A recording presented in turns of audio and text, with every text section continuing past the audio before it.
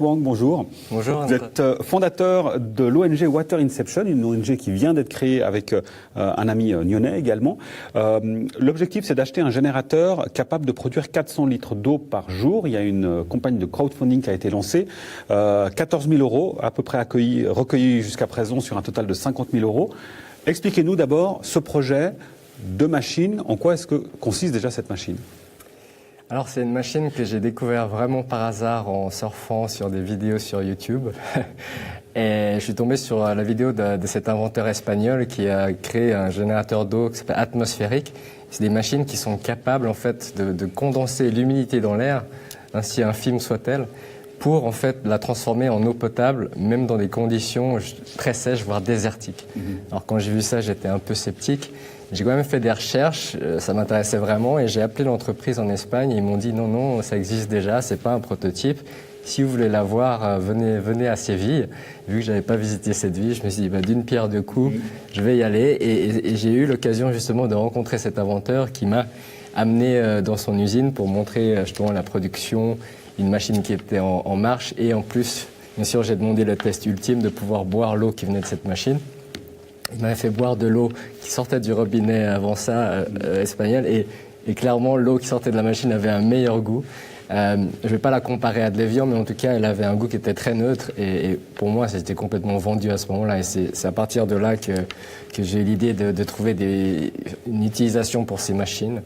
Et l'inventeur voulait les utiliser dans un contexte humanitaire, et c'est un peu comme ça que je me suis orienté. Alors justement, l'objectif, c'est de pouvoir récolter les fonds, donc notamment pour cette machine, l'envoyer au Liban, dans un camp de réfugiés qui abrite 147 réfugiés syriens, un camp que vous avez visité, et c'est ça qui vous a aussi donné l'objectif d'amener cette machine dans ce camp de réfugiés.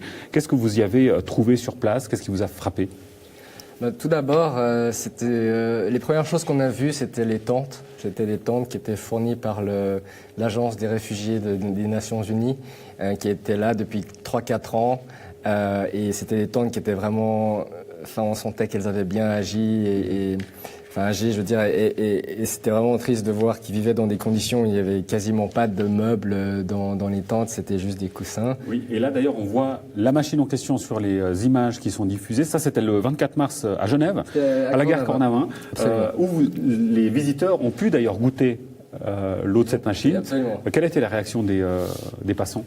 Les gens étaient vraiment très surpris, émerveillés, surtout, parce que c'est des choses que...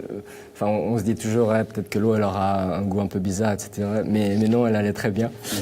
Et vraiment, voir l'eau qui pouvait se condenser même au milieu de la gare de Genève, même si c'était pas des conditions optimum, ces machines doivent être à l'extérieur à la base. Mais on arrivait quand même, vu que le hall était assez grand, à condenser l'humidité de l'air, de montrer que l'eau qui se produisait en live, et c'est vraiment ce qui émerveillait les gens, on pouvait voir à travers la petite fenêtre, justement. Oui, on l'a vu effectivement aussi sur les images. Alors, si vous récoltez ces 50 000 euros, il y a bien sûr la machine, mais c'est aussi le transport et l'installation, et 14 panneaux solaires, parce que, évidemment, il faut faire marcher cette machine. Absolument. Alors, l'idée des panneaux solaires, c'est qu'au Liban, le problème, c'est que l'électricité, malheureusement, elle n'est pas très stable, surtout dans ce camp de réfugiés particulièrement.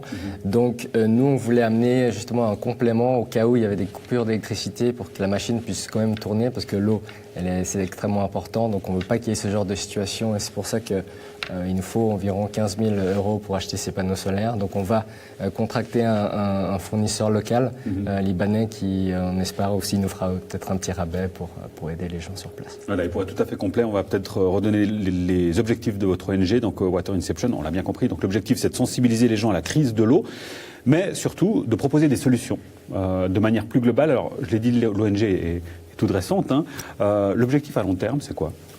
Donc l'idée à long terme, c'est de pouvoir fournir nos technologies en fait dans d'autres projets qui ont aussi besoin d'eau.